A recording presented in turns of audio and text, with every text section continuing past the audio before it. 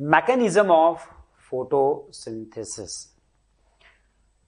अगर फोटोसिंथेसिस की बात करें, आपने डे 1 जब शुरुआत की थी फोटोसिंथेसिस की, बोला था CO2 ग्लूकोज में कन्वर्ट हो रहा है, वाटर का ब्रेकडाउन हुआ, ऑक्सीजन रिलीज हुआ।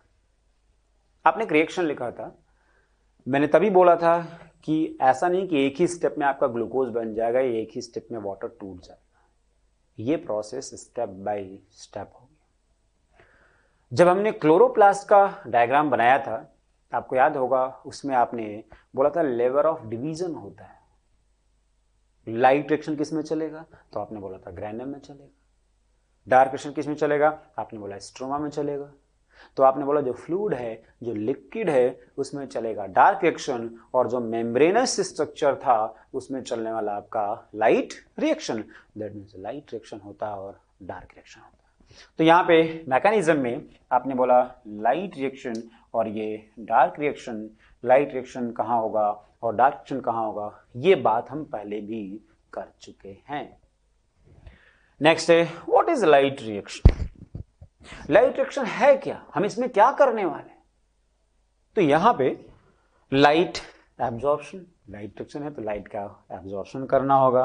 वाटर स्प्लिटिंग, वाटर का ब्रेकडाउन होगा, ऑक्सीजन रिलीज होगा, और high energy chemical intermediate like ATP और NADPHS का फॉर्मेशन होगा।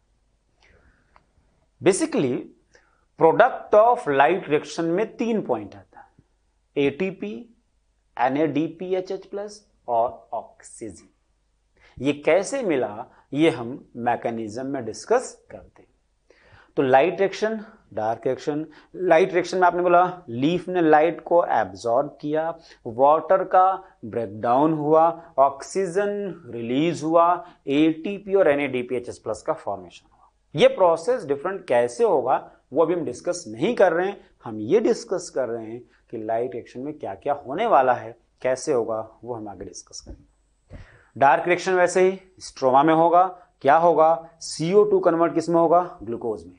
तो CO2 को ग्लूकोज में कन्वर्ट करने के लिए हमें ATP और NADPHH+ की रिक्वायरमेंट होगी, जो प्रोडक्ट ऑफ लाइट रिएक्शन है। क्या है, product of light reaction. Okay, अब नेक्स्ट अगर हम बात करें तो एक एक्सपेरिमेंट है, red drop Emerson enhancement effect. Red drop क्या है, इनहेंसमेंट इफेक्ट क्या है, ये यहां पर मेंशन किया गया है। इसमें अगर हम 680 नैनोमीटर से ज्यादा वेवलेंथ की लाइट दें, तो इसमें जो फोटो सिस्टम फर्स्ट है वो तो वर्क करेगा, लेकिन इस कंडीशन में फोटो सिस्टम सेकेंड वर्क नहीं करेगा। दैट मीन्स एक फोटो सिस्टम तो आपका काम कर रहा है, लेकिन दूसरा फोटो सिस्टम काम नहीं कर रहा है, और इसके लिए हम टर्म यूज करें रेड ड्रॉप। दैट मीन्स ये आप रिप्रेजेंट करो किसमें, रेड ड्रॉप में। तो अगर एक particular wavelength of light, monochromatic light provide कराएं, जिसमें उसका वेवलेंथ जो है वो 680 नैनोमीटर से ज्यादा या 700 की तरफ हम जाते हैं, तो वहां पर एक ही फोटो सिस्टम काम करता है, फोटो सिस्टम फर्स्ट, सेकंड काम नहीं कर रहा है, रेट ऑफ फोटोसिंथेसिस ड्रॉप कर रहा है रेड रीजन में, और इसके लिए आप टर्म यूज करो रेड ड्रॉप। लेकिन अगर हम 700 नैनोमीटर और 680 नैनोमीटर इन दोनों के सप्लाई दें, 680 भी दें 700 भी दें, या ये बोलूं 680 नैनोमीटर और उससे ज्यादा वेवलेंथ की लाइट दें, तो इस कंडीशन में कंबाइंड लाइट में फोटो सिस्टम फर्स्ट भी काम करेगा और फोटो सिस्टम सेकंड भी काम करेगा। दैट मीन्स ये रिप्रेजेंट करेगा इनहैंसमेंट इफेक्ट या इमर्सन इफेक्ट। तो सिंपल सा है, अगर दोनों फोटो सिस्टम काम करेंगे तो रेट ऑफ फोटोसिंथेसिस ज्यादा होगा, और अगर एक फोटो सिस्टम काम करेगा तो रेट ऑफ फोटोसिंथेसिस कम होगा। तो रेड ड्रॉप में आपसे पूछा जाए कि कौन सा फोटो सिस्टम काम कर रहा है, फोटो सिस्टम फर्स्ट, कौन सा काम नहीं कर रहा, फोटो सिस्टम सेकंड। या आपसे ये बोला जाए कि 680 नैनोमीटर से ज्यादा वेवलेंथ की लाइट दें, तो कौन सा फोटो सिस्टम काम करेगा, फोटो सिस्टम फर्स्ट, कौन सा काम नहीं करेगा? Photo system second. सिंपल सा लॉजिक है। ओके, कंबाइंड लाइट दें 680 नैनोमीटर 700 नैनोमीटर दोनों दें तो फोटो सिस्टम कौन सा काम करेगा? दोनों, फर्स्ट और सेकेंड। यही इनहेंसमेंट इफेक्ट है। तो कंक्लूजन निकला कि टू टाइप का फोटो सिस्टम होता है, एक फोटो सिस्टम फर्स्ट और एक फोटो सिस्टम सेकेंड। फर्स्ट की रिक्वायरमेंट है 700 नैनोमीटर और सेकेंड की रिक्वायरमेंट है 680। दैट मीन्स रिएक्शन सेंटर में जो वेवलेंथ ऑफ लाइट है वो फोटो सिस्टम फर्स्ट में 700 नैनोमीटर है और जो फोटो सिस्टम सेकेंड है उसमें 680 नैनोमीटर होता है। फर्स्ट और सेकेंड फोटो सिस्टम की जो बात हमने की है वो उसके फंक्शन के बिहाफ पर नहीं बोला कि फोटोसिंथेसिस में जो पहले इन्वॉल्व होगा वो फोटो सिस्टम फर्स्ट होगा और जो बाद में इन्वॉल्व होगा फोटो सिस्टम सेकेंड। ये इनकरेक्ट है। फर्स्ट और सेकेंड फंक्शन के बिहाफ पर नहीं, उसके डिस्कवरी के बिहाफ पर बोला गया है। यानी जो सबसे पहले खोजा गया वो फोटो सिस्टम फर्स्ट है और जो बाद में खोजा गया वो फोटो सिस्टम सेकेंड है। ओके, अब इस फोटो सिस्टम को यहां पर डायग्राम से रिप्रेजेंट किया गया। देखो यहां पर अभी तक जो हमने पढ़ा एक बार फिर से उसको समराइज कर लें। पिगमेंट के बिहाफ पे बात हो रही है। तो आपने बोला कि ये लीफ, यहां पे लीफ की बात हो रही है, ये आपने रिप्रेजेंट कर दिया। सपोज ये लीफ है ना, ठीक है। अब इस लीफ में आपने रिप्रेजेंट किया कि ये है मीजोफिल सेल। ये ऐसे आपने रिप्रेजेंट किया मीजोफिल सेल को, ठीक है। इस मीजोफिल सेल में प्रेजेंट है क्लोरोप्लास्ट। सपोज ये एक डायग्राम आपने, ये क्लोरोप्लास्ट। इस क्लोरोप्लास्ट के अंदर प्रेजेंट है आपका, याद होगा डायग्राम आपने रिप्रेजेंट किया था, ये मैंने रिप्रेजेंट कर दिया। सपोज ये थैलेकॉइड ग्रैनम और उस ग्रैनम में एक कॉइन लेग स्ट्रक्चर, उसको हम बोलते हैं थैलेकॉइड। इस थैलेकॉइड में ये तो हो गया ल्यूमेन और ये होगी थैलेकॉइड की मेम्ब्रेन, है ना। और आपको पता होगा कि यहां पे आपने एक और टर्म यूज किया था, स्ट्रोमा। क्या था? स्ट्रोमा। लीफ, लीफ के अंदर मीजोफिल सेल, मीजोफिल सेल के अंदर ये क्या था? क्लोरोप्लास्ट। क्लोरोप्लास्ट, क्लोरोप्लास्ट के अंदर स्ट्रोमा और ये मेम्ब्रेन जिसको हमने बोला थैलेकॉइड। थैलेकॉइड में ल्यूमेन है और थैलेकॉइड की मेम्ब्रेन है। ये जो थैलेकॉइड की मेम्ब्रेन है इसमें प्रेजेंट होता है आपका पिगमेंट। जो पिगमेंट है वो किसमें प्रेजेंट है? थैलेकॉइड के मेम्ब्रेन में।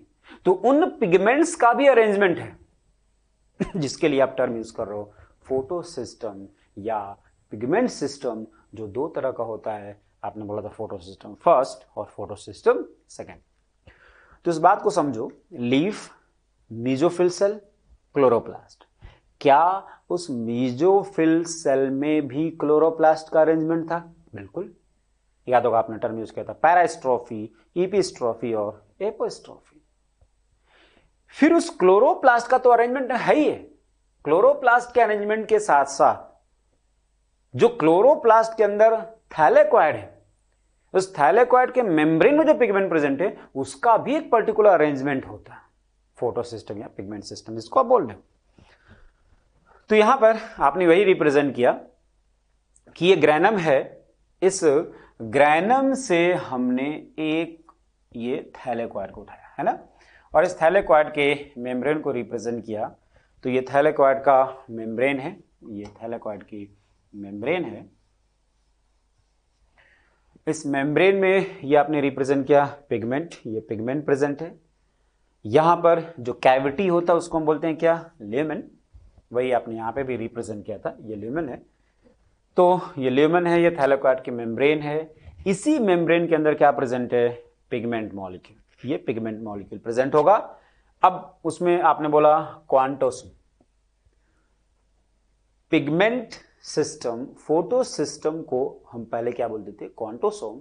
और एक क्वांटोसोम में 250 से लेकर के 400 पिगमेंट मॉलिक्यूल प्रेजेंट होते हैं। तो ये भी पूछा जा सकता है कि एक क्वांटोसोम में कितने पिगमेंट प्रेजेंट होंगे, तो 250 से 400 मॉलिक्यूल्स था। अब सवाल ये है कि जो पिगमेंट है उन पिगमेंट्स का पर्टिकुलर क्या है, अरेंजमेंट है। वो जो अरेंजमेंट है वो है क्या, उसमें क्या क्या प्रेजेंट होगा, वो पॉइंट हमें डिस्कस करना होगा। तो आपने बोला पिगमेंट मॉलिक्यूल है।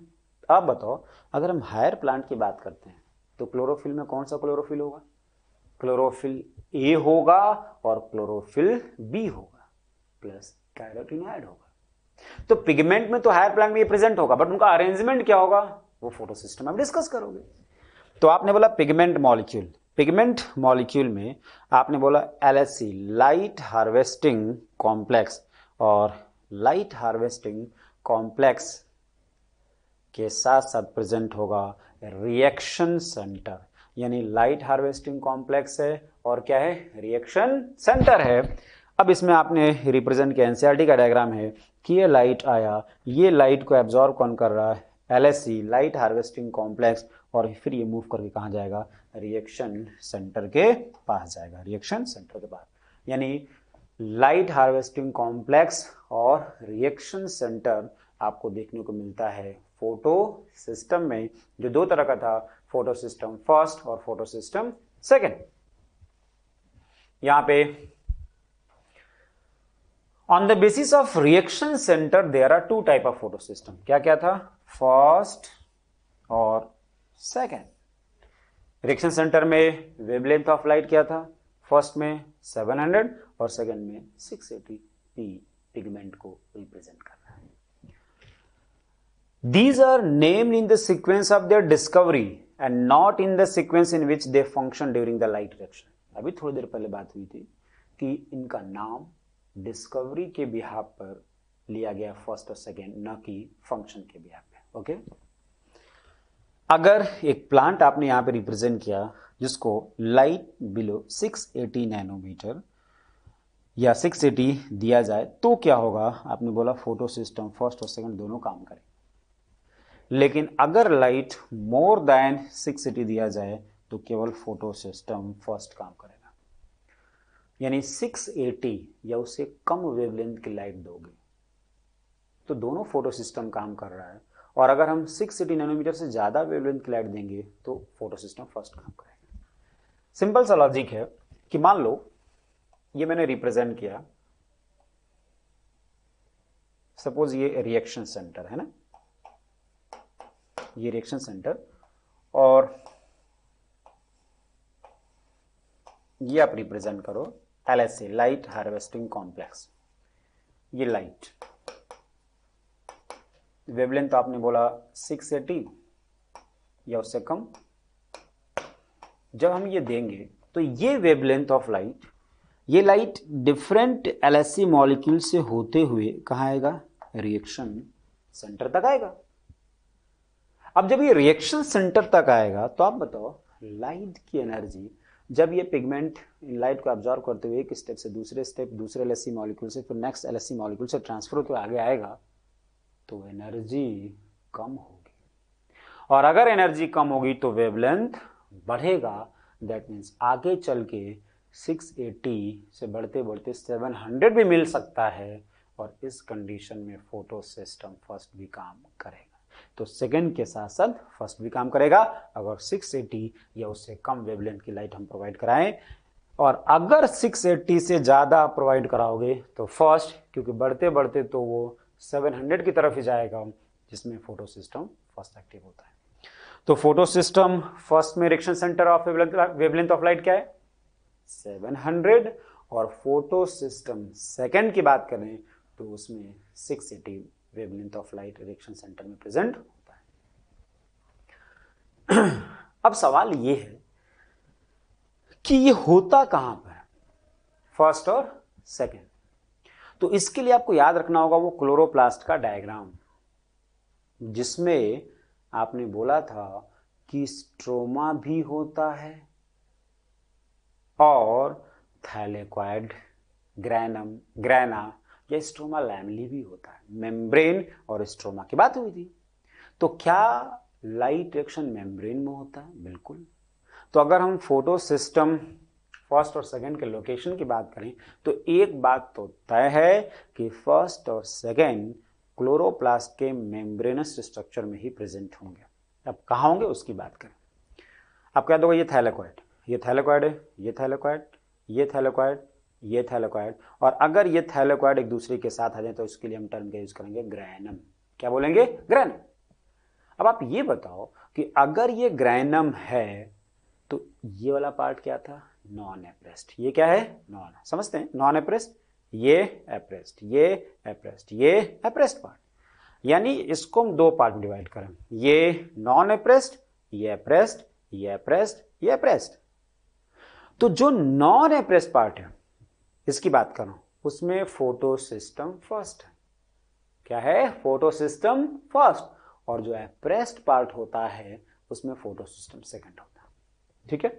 दैट मीन्स जो ग्रैनम थैलेकॉइड है, ग्रैनम है, उसमें फोटो सिस्टम फर्स्ट भी है और फोटो सिस्टम सेकंड भी है। Photo system first non appressed part में है, जबकि photo system second appressed part में प्रेजेंट है। स्ट्रोमा थैलेकॉइड या स्ट्रोमा लैमेली, उसमें फोटो सिस्टम फर्स्ट होता है। दैट मीन्स आप ये बोल रहे हो कि यहां पर आपने ये डायग्राम से रिप्रेजेंट किया है। इस डायग्रामेटिक रिप्रेजेंटेशन की अगर हम बात करें तो आपने बोला कि ये है आपका एप्रेस्ड पार्ट, ये एप्रेस्ड पार्ट है।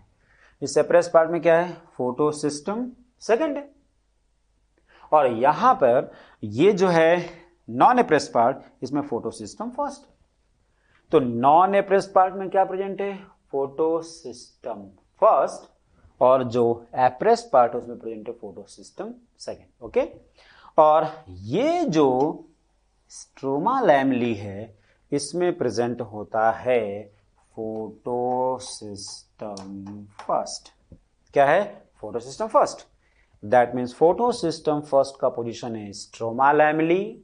फोटो सिस्टम फर्स्ट और सेकेंड ये दोनों प्रेजेंट होता है ग्रैनम थैलेकॉइड में। उस ग्रैनम थैलेकॉइड के नॉन एप्रेस्ड पार्ट में प्रेजेंट है फोटो सिस्टम फर्स्ट और एप्रेस्ड पार्ट में प्रेजेंट होता है फोटो सिस्टम सेकेंड। तो ये इसकी पोजीशन होगी। अब इस फोटो सिस्टम में आएगा क्या, वो आपने यहां पे रिप्रेजेंट किया कि जो फोटो सिस्टम फर्स्ट है उसमें क्या होगा? Reaction centre. और रिएक्शन सेंटर में वेवलेंथ ऑफ लाइट क्या होगा भाई? 700। इसके साथ साथ में LHC होगा। अब फोटो सिस्टम फर्स्ट तो LHC फर्स्ट, ऐसे बोला गया है।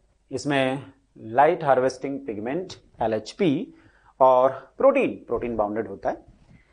उसी तरह से फोटो सिस्टम सेकंड की बात करें, reaction centre, wavelength of light क्या होगा? 680। अगर फोटो सिस्टम सेकंड की बात हो रही है तो LHC second light harvesting complex second होगा, और इसमें उसी तरह से LHP और प्रोटीन होगा। तो यहां पर हमने फोटो सिस्टम की बात की। अब एक बार फिर से इसको समराइज करते हैं। फोटो सिस्टम दो तरह का, फर्स्ट सेकंड। फर्स्ट का पोजीशन कहां पर है? तो आपने बोला फर्स्ट जो होगा वो स्ट्रोमा थैलेकॉइड में भी होगा और ग्रैनम थैलेकॉइड के नॉन एप्रेस्ड पार्ट में भी होगा। Okay? Photo system second stroma lamellae में प्रेजेंट नहीं होगा, वो सिर्फ ग्रैनम थैलेकॉइड के एप्रेस्ड पार्ट में होगा। फोटो सिस्टम फर्स्ट हो चाहे फोटो सिस्टम सेकंड, उसमें रिएक्शन सेंटर और LHC होता है। क्लोरोफिल ए का वन मॉलिक्यूल रिएक्शन सेंटर में प्रेजेंट होता है, चाहे वो reaction centre chlorophyll A reaction centre, मैं बोला क्लोरोफिल ए का एक मॉलिक्यूल रिएक्शन सेंटर में प्रेजेंट होगा, चाहे वो reaction centre photo system first का हो चाहे वो सेकंड का हो। बाकी जितने भी पिगमेंट होंगे वो सब LHC यानी लाइट हार्वेस्टिंग कॉम्प्लेक्स में प्रेजेंट होते हैं। दैट मीन्स फर्स्ट और सेकंड फोटो सिस्टम के रिएक्शन सेंटर में क्लोरोफिल ए ही होगा, उसका वन मॉलिक्यूल। तो बाकी पिगमेंट किधर हो गए? LHC में। दूसरा पॉइंट, रिएक्शन सेंटर में तो क्लोरोफिल ए है फर्स्ट और सेकंड में, लेकिन वेवलेंथ ऑफ लाइट दोनों में डिफरेंस है। फर्स्ट में आपने बोला कि 700 नैनोमीटर है, सेकेंड में आपने बोला 680 नैनोमीटर। तो ये फोटो सिस्टम या पिगमेंट सिस्टम की बात हमने की, कहां पर प्रेजेंट है? इसमें क्या क्या इसका कैरेक्टर है, कौन कौन से पिगमेंट कहाँ पे प्रेजेंट है, ये हमने यहाँ पे डिस्कस कर लिया। इन पिगमेंट्स के अरेंजमेंट को आपने बोल दिया फोटो सिस्टम। ये फोटो सिस्टम क्लोरोप्लास्ट के अंदर है। क्लोरोप्लास्ट के अंदर कहाँ पर, थैलेकोइड के मेम्ब्रेन में है। उस क्लोरोप्लास्ट का भी अरेंजमेंट है मेसोफिल सेल में, जिसके लिए आपने वो 3 टर्म पहले यूज किया। तो इस तरह से क्या हमने पिगमेंट की बात कर ली? अगर हमने पिगमेंट की बात कर ली तो अब हमें फोटोसिंथेसिस में लाइट रिएक्शन के मैकेनिज्म को टारगेट करना होगा। आपने बोला लाइट रिएक्शन में क्या होता है, तो बोला आपने एटीपी मिलने वाला है, NADPHH+ मिलने वाला है, ऑक्सीजन मिलने वाला है। तो कैसे मिलेगा, अब उसको हमें टारगेट करना होगा। इसके लिए आपने यहां पर फोटोफॉस्फोराइलेशन, इस टर्म को अगर हम डिफाइन करें, फोटो मतलब लाइट, तो ADP और inorganic phosphate, ADP inorganic phosphate, ये कन्वर्ट किस में होगा, ATP में, in the presence of light. तो ADP इनऑर्गेनिक फॉस्फेट के साथ मिल करके in the presence of light किस में कन्वर्ट होगा, ATP में। और ये कैसे होगा, ये हमें यहां पर डिस्कस करना। इसके लिए इसके टाइप की अगर हम बात करते हैं तो एक है नॉन साइक्लिक और एक है साइक्लिक।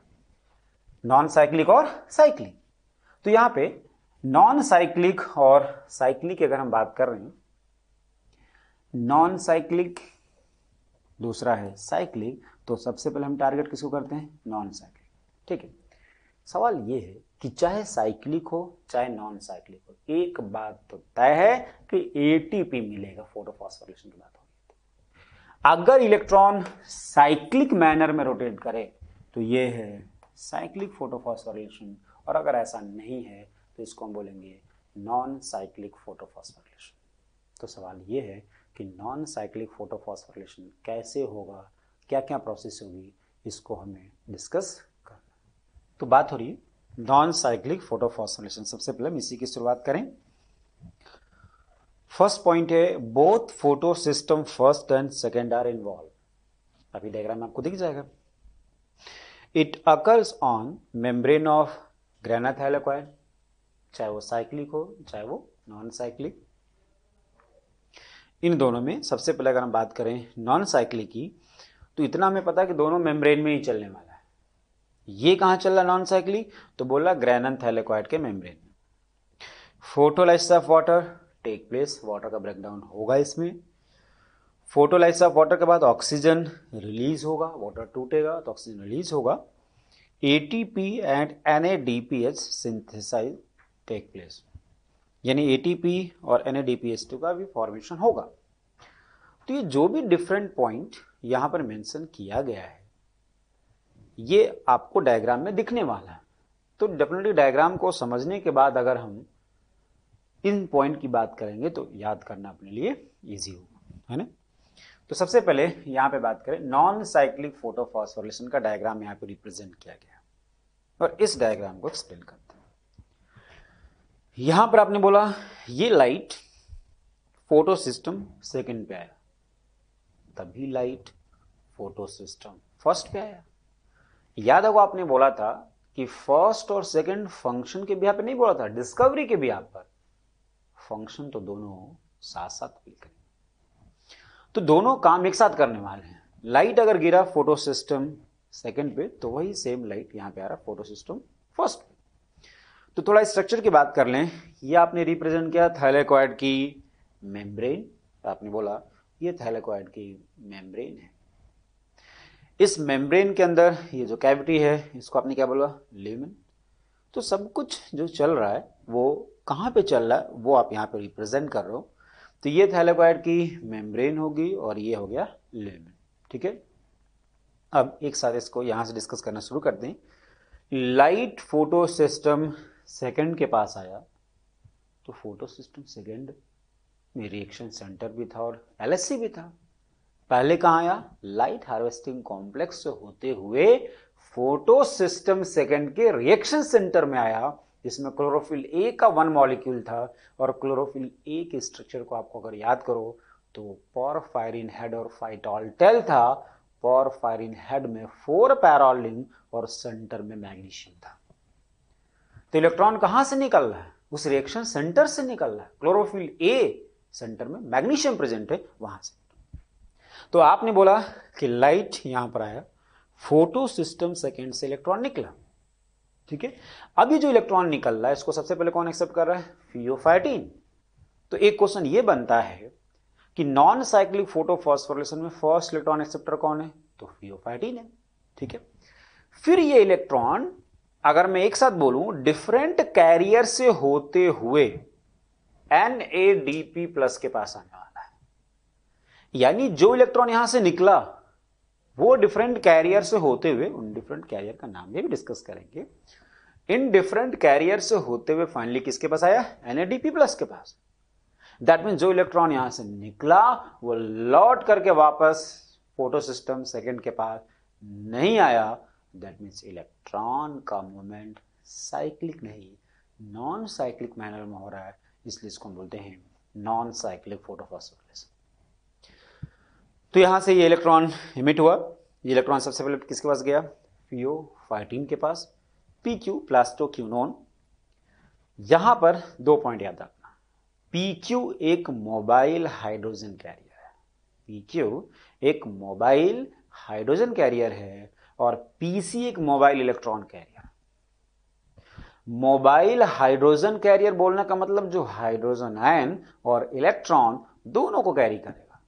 तो PQ मोबाइल हाइड्रोजन कैरियर है और PC एक मोबाइल इलेक्ट्रॉन कैरियर। तो 2 points, plastocyanin mobile electron career है और PQ एक मोबाइल हाइड्रोजन कैरियर है। तो अगर आपसे पूछा जाए कि नॉन साइक्लिक फोटोफॉस्फोरिलेशन में मोबाइल हाइड्रोजन कैरियर कौन है, तो प्लास्टोक्यूनोन, और मोबाइल इलेक्ट्रॉन कैरियर कौन है, तो प्लास्टोसाइनिन बोलना है। यहां पर आपने बोला PQ, फिर ये PQ यहां से हाइड्रोजन आयन लिया, कन्वर्ट हो गया PQH2 में, फिर ये हाइड्रोजन यहां पर रिलीज हो रहा है ल्यूमेन में, इलेक्ट्रॉन अगले इलेक्ट्रॉन एक्सेप्टर के पास गया और ये PQH2 कन्वर्ट हो गया PQ में। दैट मीन्स यहां पर जब इलेक्ट्रॉन मूव करके आगे बढ़ रहा है तो हाइड्रोजन आयन स्ट्रोमा से लिया गया और ट्रांसफर किधर कर दिया गया? ल्यूमेन में। आपको पता है इधर बाहर क्या है? ये स्ट्रोमा है। क्या है? स्ट्रोमा। तो यहां से हाइड्रोजन आयन स्ट्रोमा से किधर आने लगा? ल्यूमेन में। हाइड्रोजन आयन मूव करके किधर आएगा? ल्यूमेन में, ठीक है। आगे बढ़ते हैं। साइटोक्रोम B6, साइटोक्रोम F, इससे होते हुए electron PC plastocyanin mobile electron career बोला था। फिर फोटो सिस्टम फर्स्ट के पास गया, फोटो सिस्टम फर्स्ट के पास गया। फिर electron FeS iron sulphur protein, FD फेरोडॉक्सिन, और FNR फेरोडॉक्सिन NADP रिडक्टेज से होते हुए NADP+ के पास गया। क्या इलेक्ट्रॉन जो यहां से निकला वो लौट करके वापस आया? नहीं आया। तो पहला इलेक्ट्रॉन एक्सेप्टर कौन है? नॉन साइक्लिक में फर्स्ट इलेक्ट्रॉन एक्सेप्टर अगर पूछा जाए तो आप बोलोगे फियोफाइटिन, और last electron acceptor NADP+। First electron acceptor कौन है? फियोफाइटिन, और लास्ट इलेक्ट्रॉन एक्सेप्टर कौन है? NADP+, ठीक है। अब ये NADP+ आपने रिप्रेजेंट किया कि ये इलेक्ट्रॉन, और इधर स्ट्रोमा से इसने उठाया हाइड्रोजन आयन, मिलकर के ये कन्वर्ट हो गया किसमें? NADPHH+। तो इस तरह से आपने यहां पे नॉन साइक्लिक फोटोफॉस्फोरिलेशन के डायग्राम को रिप्रेजेंट किया है। कुछ पॉइंट फिर से रिपीट कर दें, फिर आगे कंसेप्ट की बात करेंगे। क्या नॉन साइक्लिक फोटोफॉस्फोरिलेशन में दोनों फोटो सिस्टम प्रेजेंट होता है? बिल्कुल। फर्स्ट भी है और सेकेंड भी है। यहां पे सेकेंड, यहां पर फर्स्ट। जब लाइट आया तो इलेक्ट्रॉन यहां से भी निकला, इलेक्ट्रॉन यहां से भी निकला। तो आप बताओ, जो इलेक्ट्रॉन यहां से निकला क्या वो लौट करके वापस आ रहा है? नहीं। तो क्या यहां पर इलेक्ट्रॉन की डिफिशियंसी होगी? बिल्कुल। अगर यहां पे इलेक्ट्रॉन की डिफिशियंसी होगी तो उस डिफिशियंसी को पूरा भी तो करना होगा, तभी तो वो कॉन्टिन्यूअस इलेक्ट्रॉन को प्रोड्यूस कर पाएगा। तो वो डिफिशियंसी पूरा कौन करता है? या अगर फोटो सिस्टम सेकेंड से इलेक्ट्रॉन निकला, उसी time light photo system first पे भी आया, यहां से भी इलेक्ट्रॉन निकला, तो यहां भी तो इलेक्ट्रॉन की डिफिशियंसी होगी। उसको पूरा कौन करेगा? अब इस स्टेप पे हम आगे बढ़ते हैं। जब यहां से इलेक्ट्रॉन निकलता है और यहां पे इलेक्ट्रॉन की डिफिशियंसी हो जाती है, उसको पूरा करने के लिए वाटर का ब्रेकडाउन होता है in the presence of OEC, oxygen evolving complex. तो आपने यहां पे लिखा OEC, जो कि थैलेकॉइड के थैलेकॉइड में इनर साइड की तरफ है, या ये बोलूं प्रेजेंट टुवर्ड्स ल्यूमेन। ल्यूमेन में नहीं बोल रहा हूं, ल्यूमेन की तरफ है। अब इसके प्रेजेंस में यहां पे आपने दिखाया वाटर का ब्रेकडाउन हुआ। तो वाटर अगर टूटेगा तो हाइड्रोजन आयन भी निकलेगा, इलेक्ट्रॉन भी निकलेगा और ऑक्सीजन भी निकलेगा। तो यहां पर ये जो हाइड्रोजन आयन निकला वो किधर आ रहा है? ल्यूमेन में। ऑक्सीजन तो आपको पता है एटमॉस्फेयर में चला जाएगा। और जो इलेक्ट्रॉन है, इस इलेक्ट्रॉन को किसने ले लिया? फोटो सिस्टम सेकेंड ले लिया। दैट मीन्स यहां पर जब वाटर का ब्रेकडाउन हुआ तो इससे जो इलेक्ट्रॉन निकला वो फोटो सिस्टम सेकेंड के पास चला जाएगा और वहां पर जो इलेक्ट्रॉन की डिफिशियंसी है उसको ये पूरा कर देगा। तो अगर आपसे क्वेश्चन पूछा जाए कि फोटो सिस्टम सेकेंड को इलेक्ट्रॉन कौन प्रोवाइड कराएगा? वाटर के ब्रेकडाउन से निकला हुआ इलेक्ट्रॉन, है ना। या अगर मैं आपसे ये पूछूं कि वाटर के ब्रेकडाउन से जो इलेक्ट्रॉन निकला उसका इमीडिएट एक्सेप्टर कौन है, तो बोलोगे photo system second. Photo system second, ठीक है। तो वाटर ब्रेकडाउन हुआ, हाइड्रोजन आयन निकला, वो किधर जाएगा? इस ल्यूमेन में जाएगा, ठीक है। नेक्स्ट ऑक्सीजन फाइनली एटमॉस्फेयर में चला जाएगा और ये इलेक्ट्रॉन ये चला जाएगा फोटो सिस्टम सेकेंड के पास, ठीक है। अब फोटो सिस्टम सेकेंड से electron pheophytin, PQ, cytochrome B6F, PC, photo system first, FES, FD, FNR और फिर NADP प्लस के बाद वो प्रोसेस रिपीट की जाएगी। तो कहने का मतलब ये है कि शुरुआत में जब लाइट यहां पे आया, photo system second, photo system first, electron यहां से भी निकला, इलेक्ट्रॉन यहां से भी निकला। यहां से जो इलेक्ट्रॉन निकला फोटो सिस्टम फर्स्ट से, उसकी डिफिशियंसी को पूरा करता है फोटो सिस्टम सेकेंड से निकला हुआ इलेक्ट्रॉन। और फोटो सिस्टम सेकेंड से निकले हुए इलेक्ट्रॉन की डिफिशियंसी को पूरा करने के लिए वाटर का ब्रेकडाउन होगा, जिससे इलेक्ट्रॉन जो निकला उसको एक्सेप्ट कौन करेगा? Photo system second. ओके, तो यहां पर ये रिप्रेजेंटेशन आपने रिप्रेजेंट किया। बेसिकली हमें ऐसा नहीं कि सारा कुछ स्टेप याद करना होगा कि कहां से इलेक्ट्रॉन कैसे घूमते आ रहा है, ये तो आपने डिफरेंट एक्सेप्टर को यहां पे रिप्रेजेंट किया है। अब इस नॉन साइक्लिक में जो इंपॉर्टेंट पॉइंट है थोड़ा उसकी बात कर रहे हैं। पहला, नॉन साइक्लिक में दोनों फोटो सिस्टम होता है, फर्स्ट भी होता है और सेकंड भी होता है। नॉन साइक्लिक में वाटर का ब्रेकडाउन होगा कि नहीं होगा? होगा, टुवर्ड्स लिम्ब, ठीक है। नॉन साइक्लिक में NADPHH प्लस का फॉर्मेशन होगा कि नहीं होगा? होगा। तो NADPHH प्लस भी बना, वाटर का ब्रेकडाउन भी हुआ, ऑक्सीजन रिलीज भी हुआ, फोटो सिस्टम फर्स्ट सेकेंड दोनों प्रेजेंट है। ओके, अब यहां पर रिप्रेजेंट किया गया है एक एंजाइम है जिसका नाम है ATP सिंथेटेज या ATPs। इसमें यहां पर F0 और F1 पार्टिकल को आपने रिप्रेजेंट किया है और इस डायग्राम में आप ये दिखा रहे हो कि हाइड्रोजन आयन यहां से बाहर जा रहा है ना। तो हाइड्रोजन आयन के बाहर जाने की वजह से यहां पर आपने रिप्रेजेंट किया कि ADP इनऑर्गेनिक फॉस्फेट के साथ जुड़ा और कन्वर्ट किसमें हो गया? ATP में। तो ये जो F1 पार्टिकल है यहां पर ADP इनऑर्गेनिक फॉस्फेट के साथ जुड़ता है और कन्वर्ट होता है ATP में, इसी को बोलते हो फोटोफॉस्फोराइलेशन। बात पहले ही हुई थी कि चाहे साइक्लिक हो चाहे नॉन साइक्लिक, ये तो टर्म इलेक्ट्रॉन के मूवमेंट के बिहाफ पर बोला गया है, ATP तो बनेगा, क्योंकि बात हो रही फोटोफॉस्फोराइलेशन की। तो क्या यहां पर आपको ATP मिला? बिल्कुल मिला। कैसे मिला, क्या मैकेनिज्म, वो डिस्कस नहीं हो रहा अभी बस ये डिस्कस कर रहे हैं कि यहां पर ATP मिलेगा। ओके, तो आपने बोला क्या नॉन साइक्लिक में ATP मिला? बिल्कुल मिला। क्या नॉन साइक्लिक में वाटर का ब्रेकडाउन हुआ? बिल्कुल हुआ। क्या ऑक्सीजन रिलीज हो रहा है? हो रहा है। NADPHS प्लस का फॉर्मेशन हो रहा है? हो रहा है। क्या दोनों फोटो सिस्टम में? बिल्कुल, फर्स्ट भी है और सेकंड भी है। नेक्स्ट, अगर आपसे पूछा जाए फर्स्ट इलेक्ट्रॉन एक्सेप्टर तो बोलोगे फियोफाइटिन और लास्ट इलेक्ट्रॉन एक्सेप्टर तो बोलोगे NADP प्लस। वाटर के ब्रेकडाउन से जो इलेक्ट्रॉन निकला उसका इमीडिएट एक्सेप्टर कौन है? फोटो सिस्टम सेकेंड है। ओके, अब यहां पर ये कैसे एटीपी बना, ये पॉइंट अभी तक हमने डिस्कस नहीं किया, ये हमें डिस्कस करना है। और इसके लिए हम बात करने वाले हैं केमी ऑस्मोटिक हाइपोथेसिस। केमी ऑस्मोटिक हाइपोथेसिस का क्या कंसेप्ट है, पीटर मेटकल ने इसको दिया था और नोबेल प्राइज भी इनको मिला इसके लिए। Mechanism of ATP formation chloroplast या माइटोकॉन्ड्रिया में कैसे होता है, ये उन्होंने बताया था।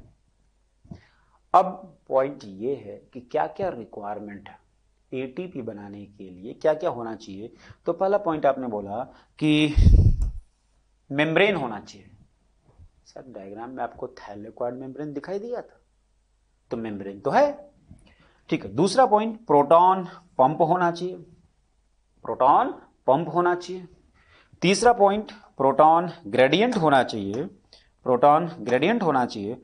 और चौथा point ATP synthetase enzyme complex that means F0 F1 particle होना चाहिए। तो प्रोटॉन पंप हो, प्रोटॉन ग्रेडियंट हो, मेम्ब्रेन हो और एटीपी सिंथेटेज एंजाइम हो। जब हमने इससे पहले वाले डायग्राम में बात की थी तो क्या यहां पर इस डायग्राम में हमें ये मेम्ब्रेन दिखाई दिया, ये थैलेक्वाइड की मेम्ब्रेन थी, है ना, थैलेक्वाइड की मेम्ब्रेन है। नेक्स्ट, क्या यहां पर प्रोटॉन ग्रेडियंट, अभी बात करेंगे, ये जो आप रिप्रेजेंट कर रहे हो ये PQ, ये प्रोटॉन पंप है जो हाइड्रोजन आयन को पंप किधर करेगा, ल्यूमन में। तो प्रोटॉन पंप भी है, मेम्ब्रेन भी है। ओके, फिर आपने बोला था क्या होना चाहिए, एटीपी सिंथेज या F0 F1 पार्टिकल, वो भी आपको दिख रहा है यहां पर। तो ये आपका F0 F1 पार्टिकल भी है, ये मेम्ब्रेन भी है, प्रोटॉन पंप भी है जो हाइड्रोजन आयन को ल्यूमन में पंप करेगा। और फिर आपने बोला प्रोटॉन ग्रेडियंट, ग्रेडियंट समझ में आ रहा है कि कहीं पर हाइड्रोजन आयन का कंसंट्रेशन ज्यादा और कहीं पर कम होगा, इसकी बात। तो ये चारों पॉइंट यहां पर आपको मिल रहे हैं, लेकिन ग्रेडियंट अभी हमने यहां पर डिस्कस नहीं किया है, इसको हम नेक्स्ट डायग्राम से डिस्कस करने वाले हैं, जो कि आपको यहां पे दिख रहा है। एनसीईआरटी का डायग्राम है और उस डायग्राम को आपने रिप्रेजेंट किया। सवाल यह है कि प्रोटॉन ग्रेडियंट जो टर्म आपने यूज किया, ये प्रोटॉन ग्रेडियंट डेवलप कैसे होता, पहले इसकी बात कर लें। आपने बोला कि फोटो सिस्टम सेकेंड, यहां हमने लिख दिया फोटो सिस्टम फर्स्ट, बीच में डिफरेंट इलेक्ट्रॉन एक्सेप्टर या हाइड्रोजन एक्सेप्टर आपको देखने को मिले। जब ये इलेक्ट्रॉन इस तरह से मूव करते हुए फोटो सिस्टम फर्स्ट से NADP प्लस के पास गया, तो क्या उस दौरान ये PQ that means proton pump hydrogen ion को ल्यूमन में पंप कर रहा था? अगर ऐसा है तो क्या ल्यूमन में हाइड्रोजन आयन का कंसंट्रेशन बढ़ता जाएगा? बिल्कुल। दूसरा पॉइंट आपको याद होगा, जब आपने बोला कि फोटो सिस्टम सेकेंड से इलेक्ट्रॉन निकल गया तो दोबारा वापस नहीं आया। इस डिफिशियंसी को पूरा कौन कर रहा था? वाटर के ब्रेकडाउन से निकला हुआ इलेक्ट्रॉन। तो जब वाटर का ब्रेकडाउन हुआ उस दौरान आपको याद होगा इलेक्ट्रॉन जो निकला उसको तो ले लिया फोटो सिस्टम सेकेंड ने, लेकिन हाइड्रोजन आयन किधर आ गया? ल्यूमन में। हाइड्रोजन आयन किधर आया? ल्यूमन में। तो हाइड्रोजन आयन किधर आ रहा है? ल्यूमन में। वाटर के ब्रेकडाउन से निकला हुआ electron hydrogen ion towards lumen, electron photo system second के पास। नेक्स्ट ये स्टेप आपने बोला कि ये इलेक्ट्रॉन डिफरेंट एक्सेप्टर से होते हुए फाइनली गया NADP प्लस के पास। यहां से इसने उठाया स्ट्रोमा से क्या उठाया? हाइड्रोजन आयन, और प्लस कन्वर्ट किसमें हो गया? ये NADPH या NADPHH प्लस में। तो यहां पर 3 स्टेप इंपॉर्टेंट हैं जो प्रोटॉन ग्रेडियंट डेवलप करने में इंपॉर्टेंट रोल प्ले करते हैं। पहला, NADP प्लस का NADPHH प्लस में कन्वर्जन, इस दौरान स्ट्रोमा से हाइड्रोजन आयन यूटिलाइज हो रहा है, यूज हो रहा है, और ये बोलूं कि स्ट्रोमा में हाइड्रोजन कंसंट्रेशन कम हो रहा है। दूसरा, प्रोटॉन पंप, ये जो PQ की बात हो रही है, ये हाइड्रोजन आयन को स्ट्रोमा से ल्यूमन की तरफ पंप कर रहा है, और तीसरा कि वाटर के ब्रेकडाउन से निकला हुआ हाइड्रोजन आयन टुवर्ड्स ल्यूमेन आ रहा है। इन तीनों स्टेप की वजह से, इसको बोल दूं 1, इसको बोल दूं 2, इसको बोल दूं 3, हाइड्रोजन आयन का कंसंट्रेशन ल्यूमेन में ज्यादा होगा स्ट्रोमा के कंपैरिजन में, और इस तरह से प्रोटॉन ग्रेडियंट डेवलप होगा। तो प्रोटॉन ग्रेडियंट आपने बोला था क्या क्या रिक्वायरमेंट थी? क्या मेम्ब्रेन है? बिल्कुल है। पंप है, दिख ही रहा है, जो हाइड्रोजन को पंप कर रहा है ल्यूमेन। प्रोटॉन ग्रेडियंट होना चाहिए, डेवलप हो गया है। और आपने बोला था एटीपी सिंथेटाइज, जिसमें आपने बोला था F0 और F1 पार्टिकल, वो भी आपको दिख रहा है यहां पे, सी क्लोरोप्लास्ट के लिए बोला गया। तो CF1 या CF0 यहां पर आपको दिख रहा है। अब ये प्रोटॉन ग्रेडियंट जो डेवलप हुआ, तो एटीपी कैसे बनता है उसकी बात करें, है ना। यहां पर हाइड्रोजन आयन का कंसंट्रेशन ज्यादा हो गया। हाइड्रोजन आयन का कंसंट्रेशन अगर ज्यादा है तो अब ये ग्रेडियंट हमें तोड़ना है, और जब प्रोटॉन ग्रेडियंट टूटता है तब एटीपी बनता है। ठीक है, यहां पर ये हाइड्रोजन आयन इस एटीपेज या एटीपी सिंथेज एंजाइम से बाहर निकलने वाला है फैसिलिटेटेड डिफ्यूजन के थ्रू। दैट मीन्स यहां पर यह हाइड्रोजन आयन ल्यूमेन से निकल करके स्ट्रोमा में जाने वाला है, और इसको पाथवे प्रोवाइड कौन करेगा? ATP synthase. अब यहां से यह हाइड्रोजन आयन यहां से मूव करके बाहर आएगा तो एटीपी बनता, इसकी बात हुई है। यहां पे आपने बोला F0, यहां पर F1। एनसीईआरटी ने बोला कि F1 में कन्फॉर्मेशनल चेंज होने की वजह से एटीपी का फॉर्मेशन होता है। तो बेसिकली होता क्या है, अगर मैं इसके स्ट्रक्चर को रिप्रेजेंट करूं, यहां पर आप इसके स्ट्रक्चर को रिप्रेजेंट कर रहे हो,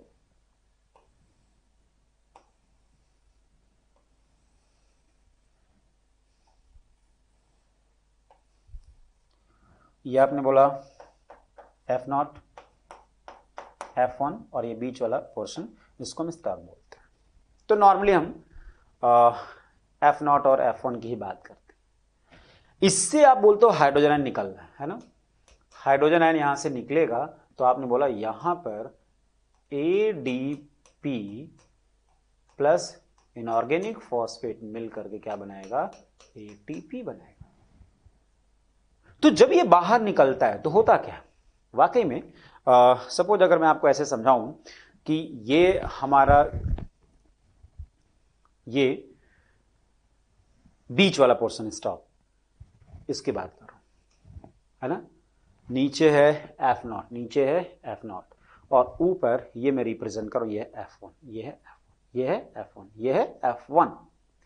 तो जब ये हाइड्रोजन यहां से निकलता है तो इसमें ये F0 और ये जो बीच वाला पोर्शन इसको घुमाता है, हेड नहीं घूमता, हेड रोटेट नहीं होता। तो जब हाइड्रोजन निकलेगा तो ये क्या करेगा? ये जो F0 है इसको कन्फॉर्मेशनल चेंज कराता है, क्योंकि घूमता है, और जब ये घूमेगा तो इस हेड में F1 में कन्फॉर्मेशनल चेंज होता है, और इस कन्फॉर्मेशनल चेंज की वजह से एडीपी इनऑर्गेनिक फॉस्फेट के साथ जुड़ करके किस में कन्वर्ट होता है? एटीपी में। तो F1 में कन्फॉर्मेशनल चेंज होने की वजह से एटीपी का फॉर्मेशन होता है। तो प्रोटॉन ग्रेडियंट जब टूटा, हाइड्रोजन आयन यहां से बाहर आया, F1 में कन्फॉर्मेशनल चेंज हुआ तो एटीपी का फॉर्मेशन हुआ। ओके, तो क्या नॉन साइक्लिक में एटीपी का फॉर्मेशन हो रहा है? बिल्कुल हो रहा है। क्या क्या रिक्वायरमेंट थी?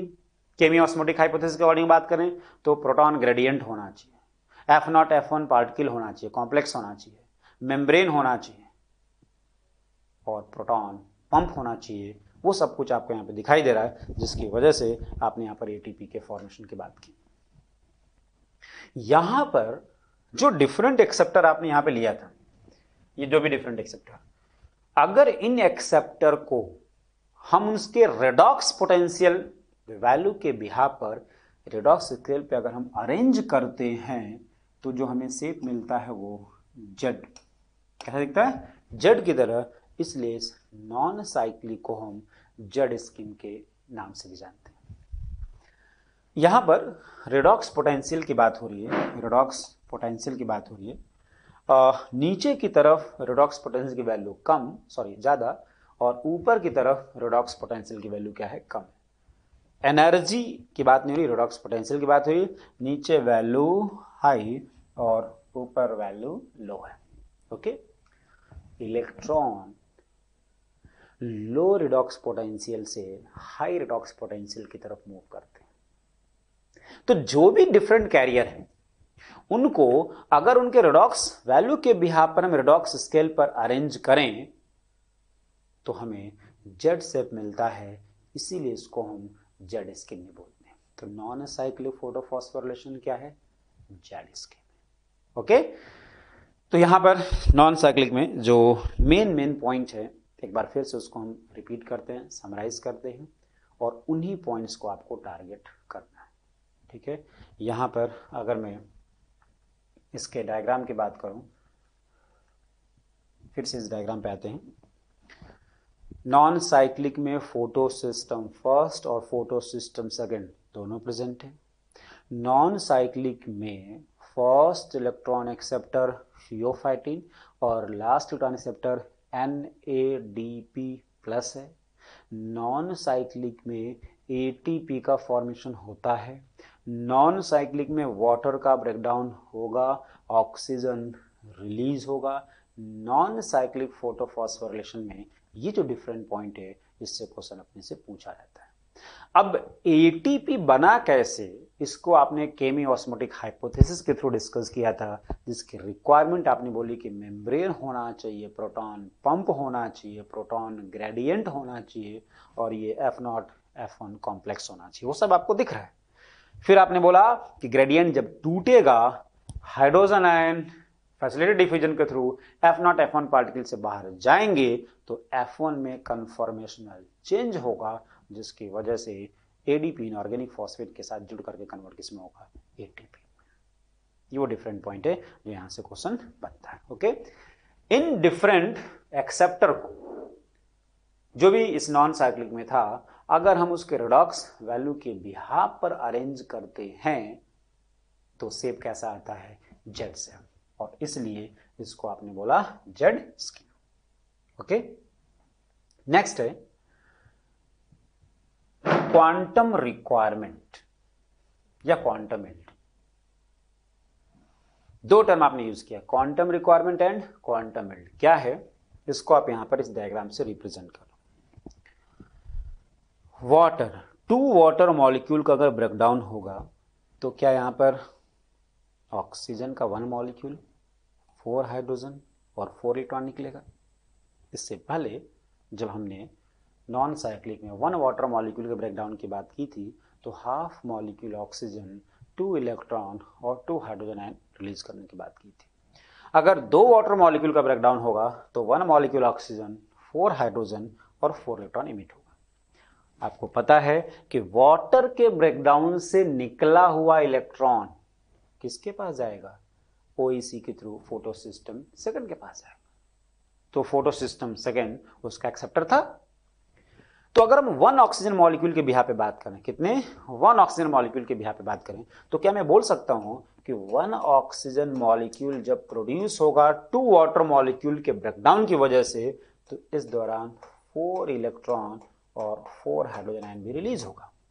तो हाइड्रोजन आयन तो किधर रहा, ल्यूमेन में, ये इलेक्ट्रॉन किसके पास चला गया, फोटो सिस्टम सेकंड के पास। ओके, ठीक है। अब मैं इस 4 इलेक्ट्रॉन के बजाय 1 इलेक्ट्रॉन को टारगेट करता हूं। तो आप बताओ, अगर ये 1 इलेक्ट्रॉन फोटो सिस्टम सेकंड के पास गया तो यहां से निकला, हमें पता है कि इससे पहले फोटो सिस्टम फर्स्ट से इलेक्ट्रॉन निकल गया है, क्योंकि दोनों साथ साथ काम कर। तो वो एक इलेक्ट्रॉन, सपोज 1 इलेक्ट्रॉन की बात कर रहा हूं, उस इलेक्ट्रॉन को यहां से यहां तक लाने में क्या हमें एक क्वांटालाइट की रिक्वायरमेंट होगी, 1 क्वांट, 1 इलेक्ट्रॉन के बिहाफ पे। तो 1 क्वांटालाइट यहां पे आया, वो इलेक्ट्रॉन यहां से निकला और मूव करते हुए कहां चला गया, फोटो सिस्टम फर्स्ट के पास। कहां गया, फोटो सिस्टम फर्स्ट के पास। ठीक है, अब इस इलेक्ट्रॉन को यहां से NADP प्लस के पास ले जाना है, तो फिर यहां पर एक क्वांटालाइट की रिक्वायरमेंट होगी। दैट मीन्स उस एक इलेक्ट्रॉन को यहां से यहां तक ले जाने में दो क्वांटा लाइट की रिक्वायरमेंट हो रही है, एक quanta light photo system second के पास, एक quanta light photo system first के पास, एक इलेक्ट्रॉन के रेस्पेक्ट में दो क्वांटा लाइट। तो वन मॉलिक्यूल ऑक्सीजन के प्रोडक्शन के बिहार पर अगर बात करें तो क्या यहां पर 4 इलेक्ट्रॉन निकला। इस 4 इलेक्ट्रॉन को फोटो सिस्टम सेकेंड से होते हुए NADP प्लस के पास पहुंचाने में कितने क्वांटा लाइट की रिक्वायरमेंट होगी। तो आपको पता है 4 फोटॉन यहां पे और 4 फोटॉन यहां पर, दैट मीन्स टोटल 8 फोटॉन की रिक्वायरमेंट होगी।